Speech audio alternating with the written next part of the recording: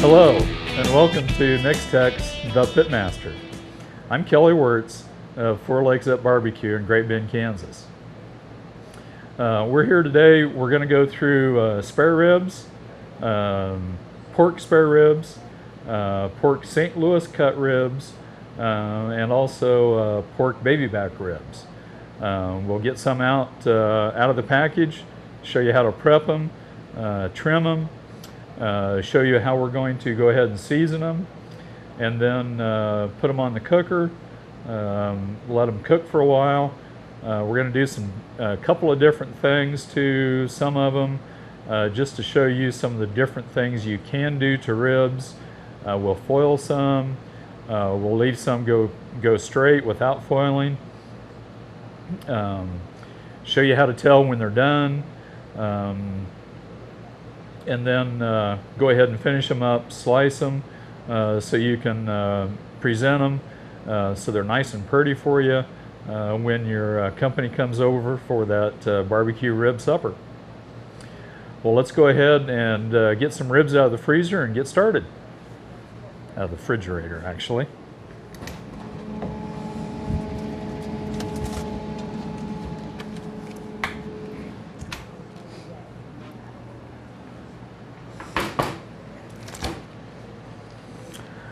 Okay, so what we've got today is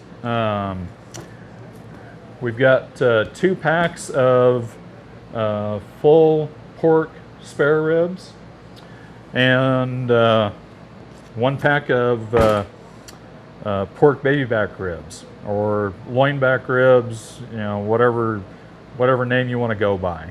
There's loin back ribs, baby back ribs, loin ribs, they're all the same thing. We're going to take one of our spare ribs and cook it whole, just like that. The other one we're going to trim down to a St. Louis cut rib, show you how we do that, why we do that, what the advantages and disadvantages are. Then you can make your choice of how you want to do it yourself. What do we look for when we're looking for ribs? Probably the first thing to look for is on the top of the package. These are actually single pack ribs, so they're a little easier to tell. Look at the top, the meat side, and see if you can see any of the bones sticking through the meat. I don't get any on either one of these two, even on the baby backs either. If you do see a rib bone sticking through the meat, that's what we call a shiner. You don't want any shiners. You want a nice thick rib. Looking at the edge of it, as much meat on, as thick as you can get them here. Gives you more meat, just gives you more meat to eat. And look for some fat in those ribs. Both of these are looking okay. I would like to be able to see a little bit more fat in them, but they're probably okay yet anyway. The baby backs we've got here are looking pretty good. I don't see any shiners on those. It's a fairly thick rib. Baby backs tend not to have near as much fat in them as a spare rib do. So it's a little harder to tell how much fat they've got in them. You just don't see much coming through on the surface of them through the package. These ribs actually we picked up at our local grocery store a couple days ago. They are an enhanced product. If you'll see on the label, these are enhanced with a 10 to 12% solution, which is fine. They're going to make a nice moist product for you. Both the spare ribs and the baby back ribs are. It's going to make a nice moist product for you. It's just all up to your preference on what kind of ribs you want. If you want fresh ribs that aren't enhanced, you're going to have to go to Sam's Club, Costco, Restaurant Depot. If you've got a local meat market that deals in fresh product, you can sure go there. Visit with your local grocery stores. If you've got a local store that does their own meat, they're probably getting fresh product in. They can get ribs, they can get pork butts, they can get briskets for you, they can get a good quality meat that's not enhanced. You know, try some of that product, try some of the enhanced product, see what your preference is. That's, again, the fun part about the barbecue, doing a lot of what we're doing, is you get to practice with different products, practice with different rubs, and see what works for you. Well, let's go ahead and get a package of these spare ribs opened up. We'll show you what we're looking for there, show you how to trim up just a full spare. There's not a lot to it. Show you what that membrane is off of the back of them. Get your gloves on. Wash your hands before you put your gloves on, because gloves do tend to leak. You can get holes in them. What contaminants then you've got on your hands can get into your meat and go the other way as well. So let's open this thing up. Find you a good sharp knife. If you don't have a sharp knife, invest in a couple of good knives for handling meat.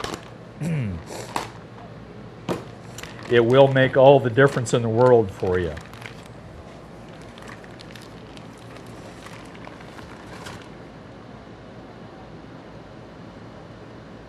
We're just going to let that drain off a little bit over the trash can. There we go. Not a bad looking slab of ribs. We got the package open. We can see we've got some nice fat marbled through that, through the red stuff. That's the white stuff and the red stuff. You want to see a lot of white stuff and red stuff in between the red stuff. Looking pretty good there. And not a bad slab. No shiners on it. We've got some nice, fairly thick there. That's not too thin anyway. Relatively happy with that slab of ribs. One of the things you always watch out for on these plastic disposable cutting boards that we do, they tend to get a little slick. So just lay a paper towel down underneath them, and that'll help keep them a little bit more stable for you. This one we're just going to leave as a full spare rib. This is what we always cooked in our restaurant, just the full spares. Really didn't do much of anything to them. That we'll just leave on there. The nice thing about a full spare rib, there's just not much to do to them. We don't do a lot of trimming. You know, it's got some fat on there. If you want to trim some of that off, you can. Normally I wouldn't worry about it. Again, if you're cooking spare ribs, just cook the things. Don't worry about it. The one thing we are going to do though is pull the membrane off the back.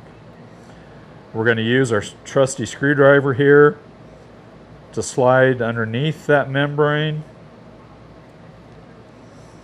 Just slide right underneath it, all the way across.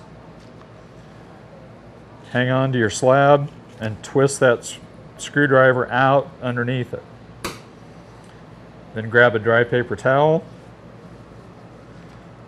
Grab a hold of that little tail of that membrane that you've worked loose with your screwdriver and just pull.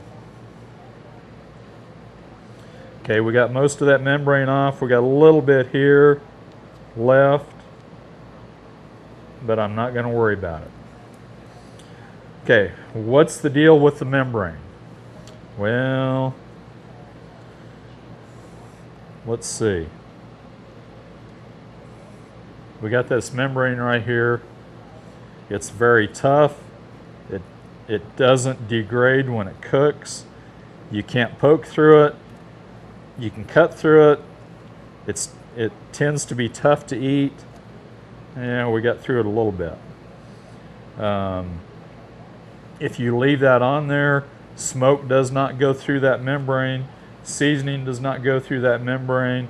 If you're going to season the backside of your ribs, anything else. It's just better to peel it off of there, get rid of it, and then you're done. Throw that away. You don't want it. And that's really about all we're going to do to this one.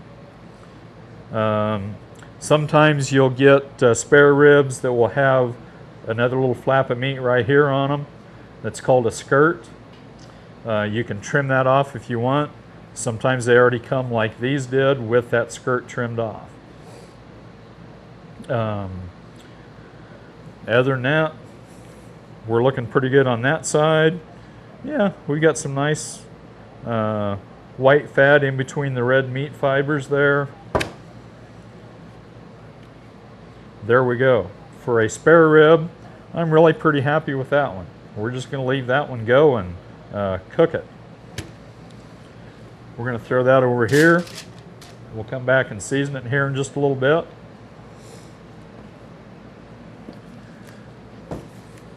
Now let's get our other pack of spare ribs out.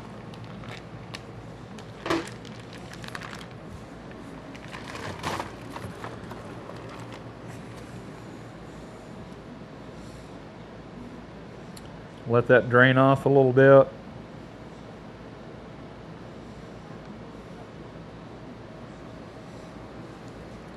Back up here to our cutting board.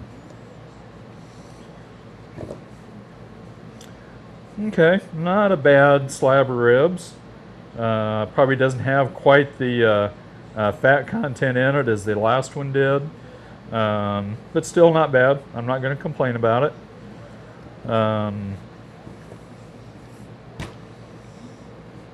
Looks good on the back side of it. Now this one, let me grab another paper towel. Use paper towels when you're dealing with raw meat. That way when you get them soaked up, contaminated, just throw them away. You don't have to worry about a cloth towel laying around spreading contaminants from cutting board to the table and everywhere else. So use the paper towels and just throw them away when you're done. We're going to trim this one down to a St. Louis cut rib. When we're done trimming, I'll show you why we do that. Okay, so what we're looking for is we're going to come in just between this bone right here, the breastbone, and we're looking for a line, if you can follow my finger, right across there. So now we're actually going to start over here on this end, come across, and just right between the end of this breastbone and this rib bone right here. Here you need a good sharp knife. A chef's knife actually works really well for this. It's a little bit heavier. I'm just used to doing it with my boning knife.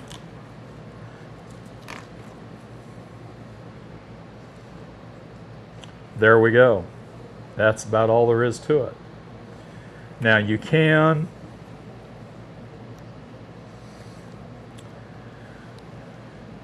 if you see the white cartilage here, what that does is it comes from the rib bones here, it comes down and that cartilage curves going across into this piece down here. This is fine if you want to stop there trimming. I normally like to trim them up just a little bit closer to get rid of all of this white cartilage here. So we can come in and trim just a little bit more.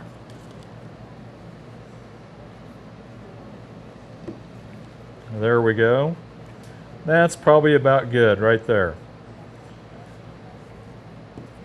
You see the difference between where we were and where we are here now? Now we've at least got rid of that cartilage in between. When we go in to start slicing ribs, we're not slicing through that cartilage when we go to slice the St. Louis cut rib. Okay, so why do we cut them down from a full spare rib that we just had out to a St. Louis cut rib to start with? Well, the main thing is look at the difference in thickness of our rib right here versus the cartilage side of the rib down here. This piece of that slab of ribs is a lot thinner than this one is, so this side always takes longer to cook than this side. They're not going to cook the same. Let's get the full spare back out again. Okay, this is the much thicker piece off of these full spare ribs. So which way are you going to cook them to what side is going to be done the way you want it to? Okay, you're thinner up here. If you cook, so this side, what we've got the St. Louis cut, if you cook till that is done, then the cartilage side over here is not going to be as done. It's going to be much more chewier. If you cook till the cartilage side is done, then the bone side, or the thin side, again what we've got cut down to the St. Louis cut, is going to be overdone. That's why we trim them down, so we don't have to worry about that. All of the meat in this St. Louis cut style rib is going to be done just about the way we want it. So what we do then, okay, we've got this one we're going to throw in and cook. Depending on what you want to do with this, you can either bone that out and grind it up as sausage, or what most people do, go ahead and throw that in the cooker, cook that off, and then you can pull that and make bean meat out of it. You can eat it. You can do all kinds of other things with it. We're just going to throw that back over here so we can cook that. Now, again, we're going to pull the membrane off of this one. Get that paper towel underneath there.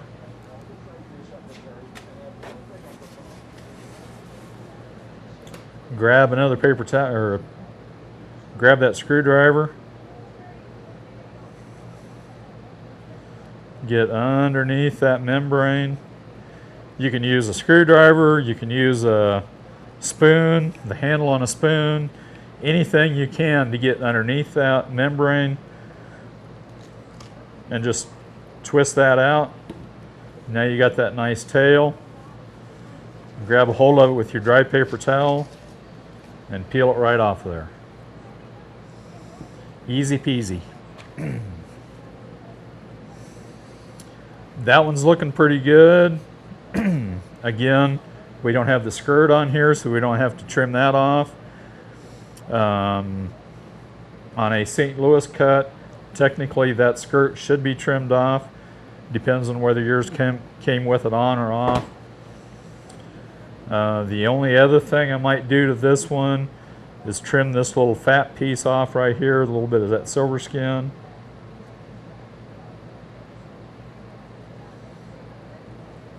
Get just underneath it.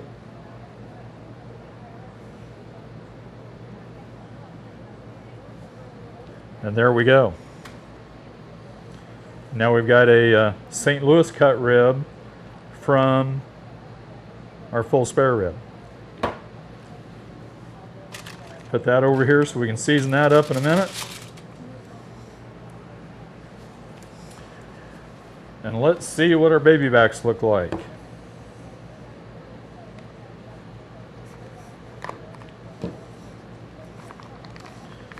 Pork loin back ribs, the package says.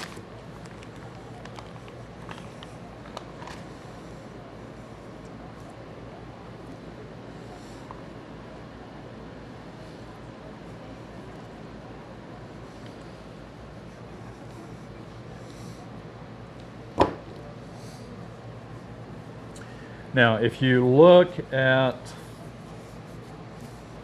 where a baby back rib comes from, why they call these pork loin back ribs is because this set of ribs is up around the right off of the backbone of the hog itself. This sits up here right off the backbone here. It comes around that side, and then the rest of our ribs then fit on the side of the pig on down from the baby back ribs, or the loin back ribs. So this is a little bit more of a pork chop type, less fat in it than the spare ribs. There's probably tends to be less moisture in them than the spare ribs because there's less fat. There's probably some people like the flavor of the spare ribs better than the pork ribs because there's more fat, there's more collagen in the spare ribs than there is in the baby back ribs. Personally, I like just a regular spare rib or a St. Louis cut rib. I've had a lot of good baby back ribs as well too. It's just my preference. If I'm going to eat them, I'd just soon eat a spare rib. That's your own preference, however you want to do it. The other thing on a baby back rib that gets real tough, depending on how they trim off of the spine bone, where that sits up here on top. If they get too far away, the bones tend to curve down here at the bottom, and it makes them very difficult to cut. These are looking pretty good. There's a little bit of that down here on this end, but really not bad. A lot of baby back ribs you get into, that bone curves down here on the bottom side, and they're just very difficult to cut through when you get ready to cut. But we're basically going to prep these the same way.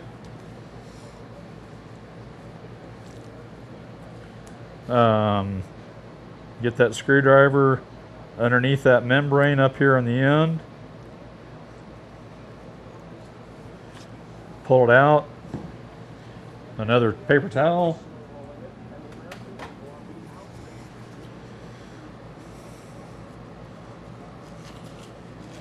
And just peel that membrane right back off of there. Because remember, the smoke is not going to go through that membrane. You see how tough it is? Smoke's not going to go through it. Seasoning isn't going to go through it. It's going to be a lot tougher when you get it done. Tougher to bite through and everything else. So get rid of it.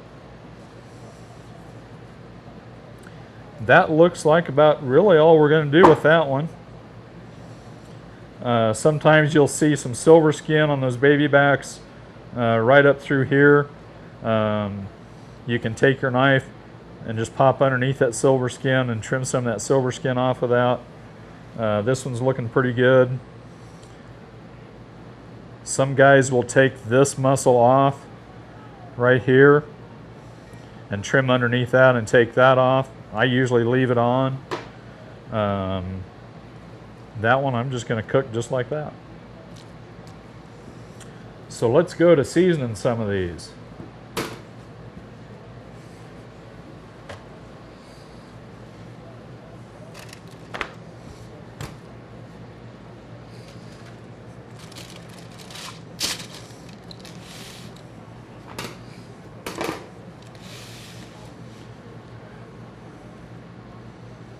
Come on.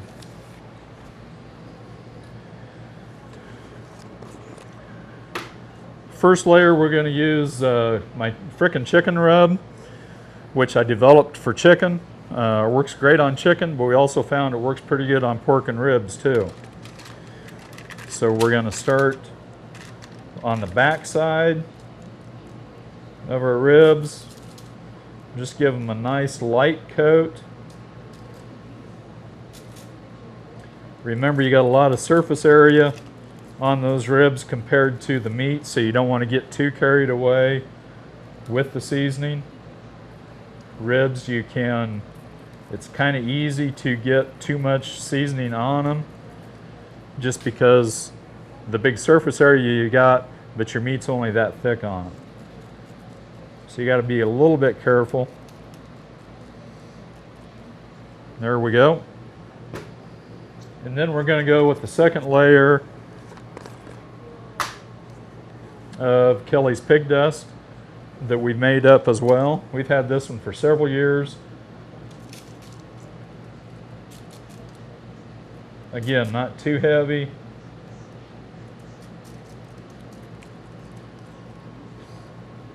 And we're also going to season that, what we call the rib trim up, that we trimmed for that St. Louis cut. So we can cook that if you want to use that for Scooby snacks, or use that rib trim for pull that apart when it's done cooking and use it in your baked beans, anything like that.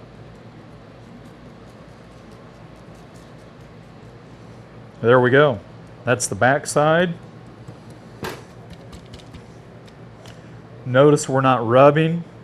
We take a lot of time to sprinkle rub on so we're nice and uniform. If we rub, see what happens. We move it, and then you can't ever get it back in place again. If you need to pat it in, you can, just don't rub. Flip these over, we'll get the other side.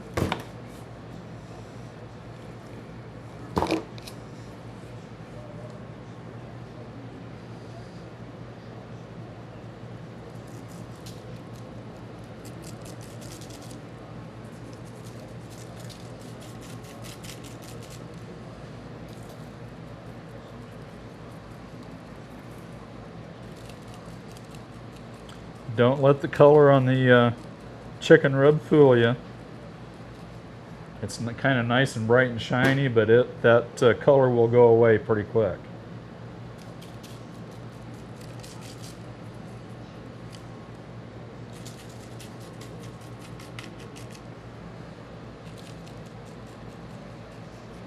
Again, back with the pig dust. Again, just another nice light coat on top of it. There we go.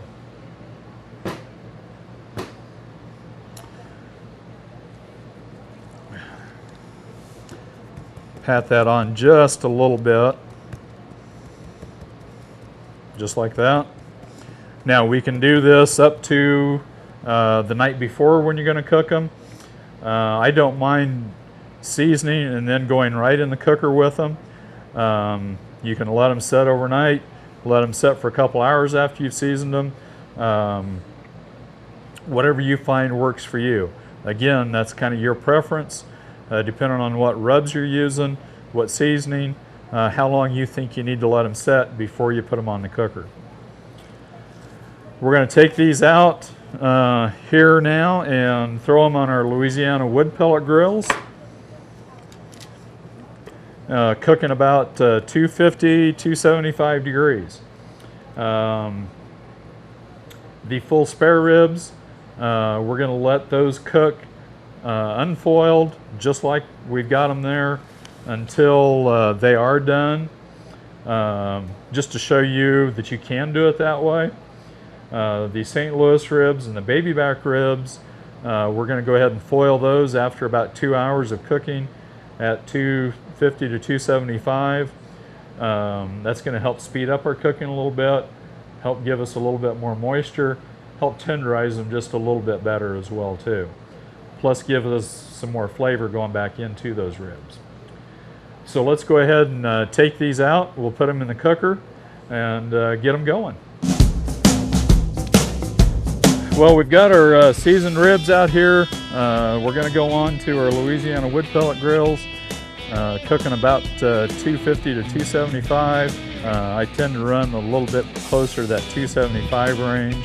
Alrighty, we'll do that. We'll be back in about 2 hours to foil those ribs up.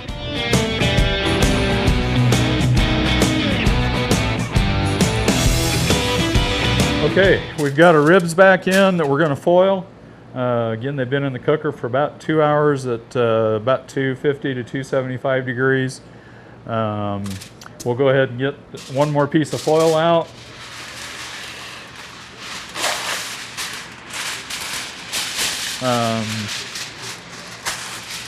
I do like using, this is an 18-inch wide heavy duty foil that I get in the big rolls, 500-foot rolls at Sam's Club. If you can get the heavy duty Reynolds foil at your local store, it's the same stuff. I do like the 18-inch wide. Even if you do, I still like doubling them up. Just helps us make sure we don't poke through that foil when we go back on the grill. Let's go ahead and put these on. And notice we're going to go upside down with them. Meat side down. For a couple of reasons. If we put them on, notice where the bones are on these. If we put them down like that, we get ready to seal this foil up and pull on them. Now we got bones poking through our foil. And it doesn't do us any good to do the foil. So we just put a meat side down that helps that. And also we're going to make some nice flavorful liquid down here that go in that foil, which we want in the meat. We don't want it necessarily need it in the bones. We want it in the meat.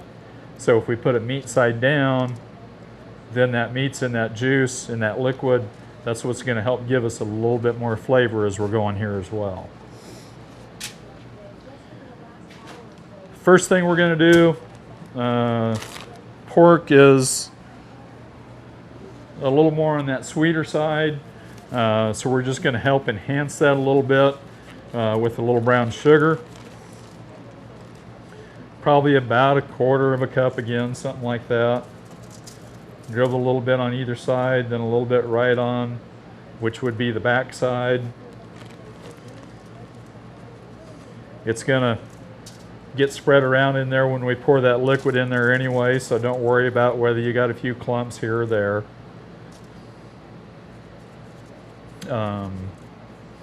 You can use brown sugar. The brown sugar's got the molasses in it for a little bit more flavor. Honey. Some guys are using agave nectar now on it.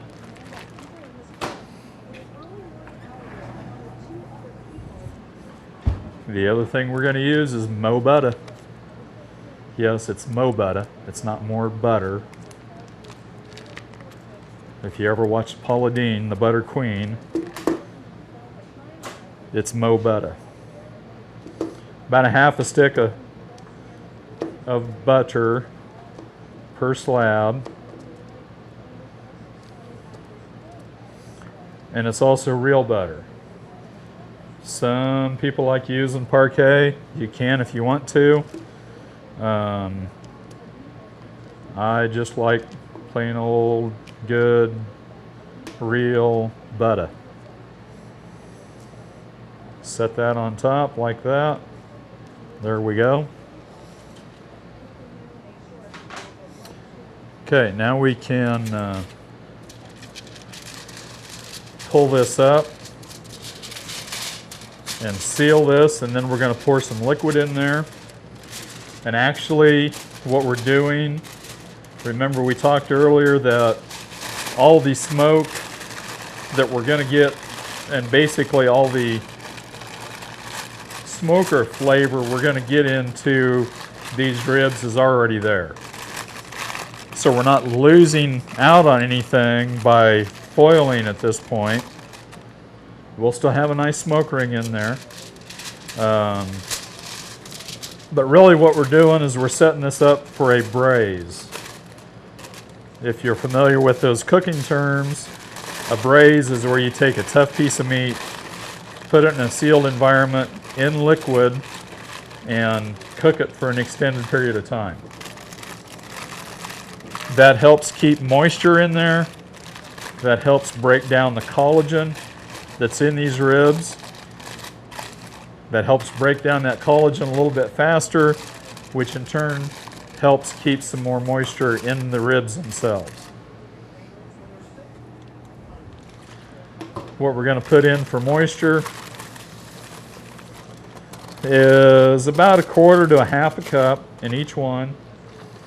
I'm going to use a little bit of apple juice. Apple and pork go together well. Then the other thing I like to use is a little bit of the peach nectar. Don't worry, they won't taste like peach when they come out. I think the consistency of that nectar does help. I just like the flavor it gives. You can get the peach nectar, apricot nectar works well. They do make a apple one like that that works pretty good in them too. But we've got those sealed up now. We're going to go back in the cooker at that same 250 to 275 where you had it set before, probably about another 2 hours on. Then they should be done and ready to come out and eat. So let's go put them back on the grill. We are back out to our Louisiana wood pellet grills again. We've had the ribs in for 2 hours. We pulled them out, wrapped them in foil with some butter and brown sugar, some apple juice. Now we're going to put them back in the grill at that same temperature we were running before. So let's go ahead and throw them in. There we go. We are back in, nice shiny bright silver foil. Ribs are getting happy. We'll be back and pull those out when they're done. We are back inside with our baby back ribs, our St. Louis ribs, and our full spare ribs down in the bottom of the pan. We're just going to open these up and check to make sure they're done before we get too terribly excited about slicing them.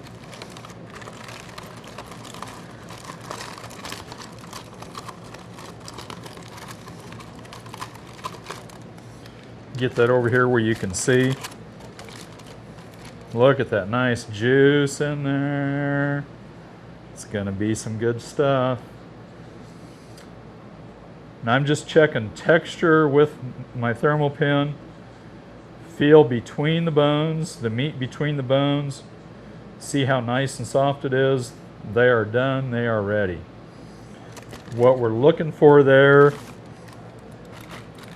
is that should feel like a hot knife through a stick of butter.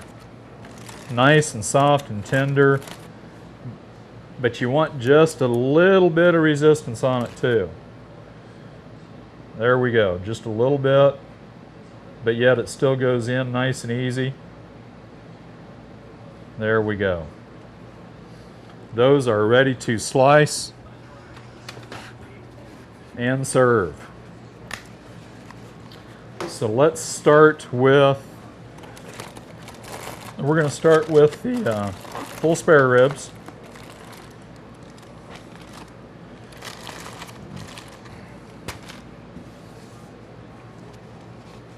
Let me grab some gloves.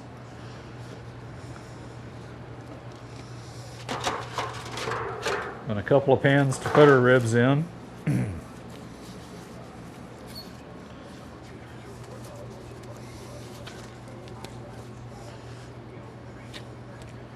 And my handy dandy slicing knife.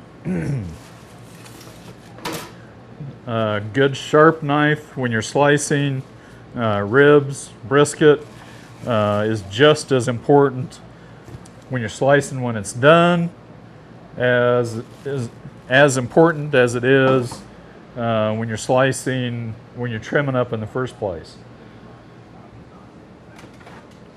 I like these serrated edge knives. Any restaurant supply store will have these. They're 15 bucks. You can buy 2 or 3 of them. If they get dull, you're ready to, you can throw them away and start over again. Okay, with our full spare rib, remember this is the full spare. For the St. Louis rib, we trimmed the gristle part off down here, and we'll show you the difference here in a minute. These also have the breastbone on right here. So there's a couple different ways of handling this. You can either slice the ribs into groups of 3s, or if you want to slice them singly, which is what we're going to do, you need to slice the breastbone off. Good eating. If somebody wants to chew on that, they sure can. We're going to put that in the pan. I'm going to start up here on the big bone end. Notice we're doing this bone side up or meat side down on the cutting board. That's because we can see the bones through the back side of them. Notice how easy that knife goes through there. That's what we're looking for.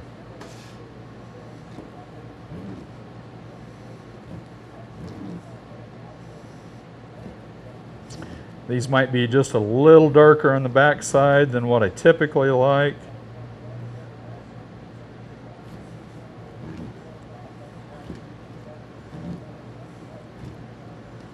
There we go.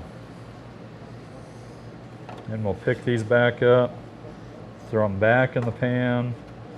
They're looking good and moist, maybe a little thin there in spots.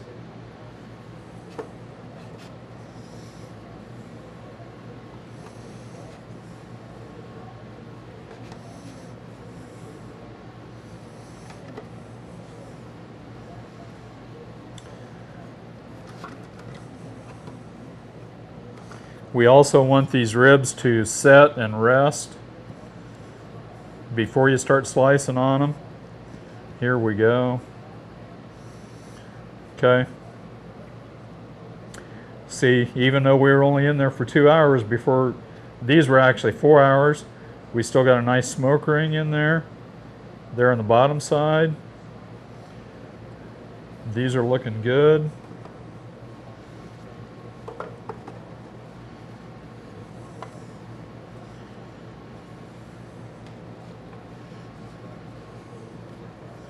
There we go. There is our full spare ribs. Let's pull our St. Louis ribs out.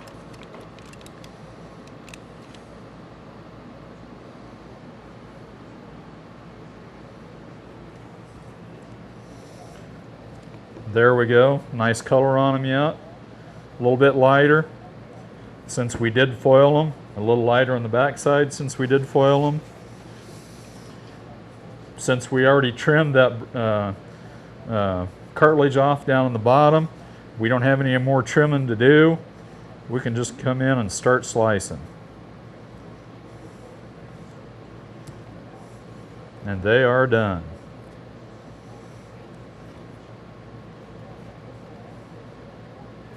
Again, on the back, we're cutting with the meat side down, bone side up, so we can see our bones. Just like that, because the bones will curve on the way through. If we hit a bone, we can always adjust a little bit, just like that. But we still have a nice, sharp, clean cut on the front side when we go to serve them. I'm going to leave that one.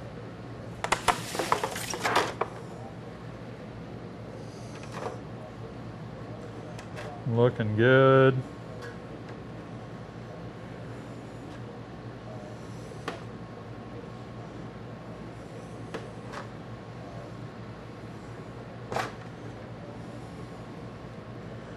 Okay. Now here's our St. Louis cut rib. We've got some nice smoke ring in there yet, even though they were only in for 2 hours. But now let's compare between that St. Louis rib, cut rib, and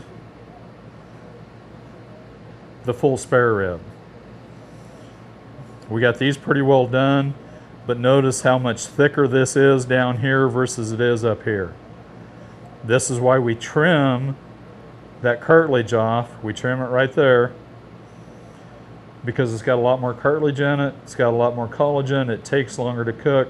It's going to be a little bit tougher. Some people like that. They don't mind chewing on it. If you want to cook yours as a full spare rib, that's fine. Go for it. If you want to do them as a St. Louis rib, you can do them that way. Cooking as a St. Louis cut rib with that cartilage trimmed off, they tend to be a little bit more uniform in tenderness all the way across the rib. That's why we do that.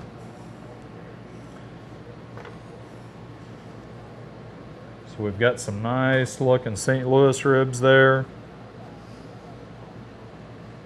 Now, if you want to sauce your ribs and set some sauce on them, you can sure do that before you start slicing them. Pull those ribs out just like we did. I would let them set in the foil wrapped up just like this. Let them set for 20-30 minutes. Okay, then you can pull them out of the foil, put them back on the grill, on the smoker at 250 to 275 where you've been running. Paint a nice thin layer of sauce on the back side. Put them down that way first on the grill with a little bit of sauce on them. Don't get it too thick. Cook 15 minutes, let that sauce get set up, a little bit tacky. Roll them over, paint sauce on the front side. For about another 15 minutes or so, let that sauce get a little bit tacky, and then you've got sauced ribs. Okay, I prefer them this way without the sauce on them. If you want sauce, we can come back in later and put sauce on them. Sauce at the table. That's the way I learned barbecue, was if you had to sauce it, you screwed it up. Okay, the baby backs. Again, these are the worst thing to cut because of that bone across the back side of them down here. There we go.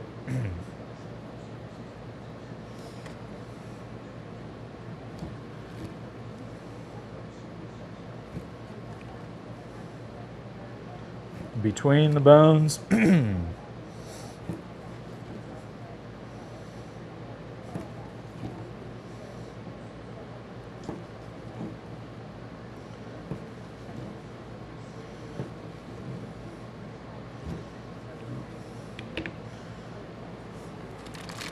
There we go. We're just going to put these on the other side back in the foil.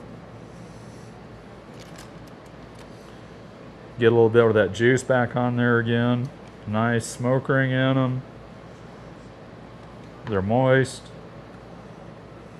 tender. See the moisture coming out of them. That's what we're looking for.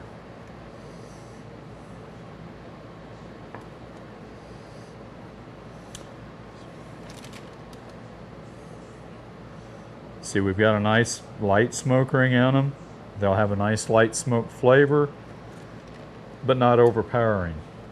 They're not going to taste like lighter fluid. They're not going to make you belch 2 or 3 hours later after you get done eating a slab of them. There we go.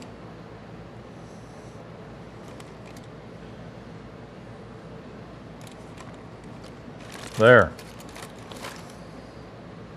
Okay. Well, let's see how we did. Here we go.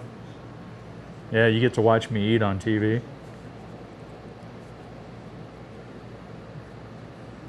Just right.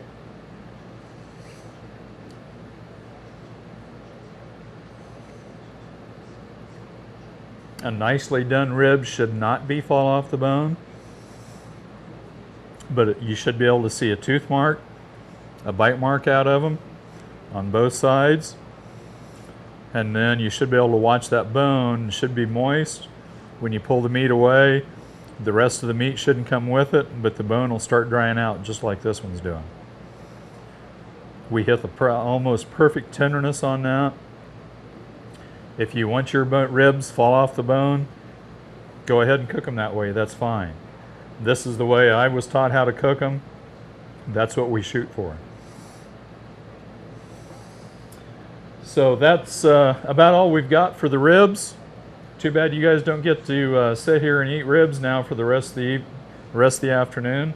Our camera guys are sure going to be happy though. But thanks for tuning in to Next Tech, the Pitmasters. I'm Kelly Wirtz. Join us again for the next show, and we'll see you soon.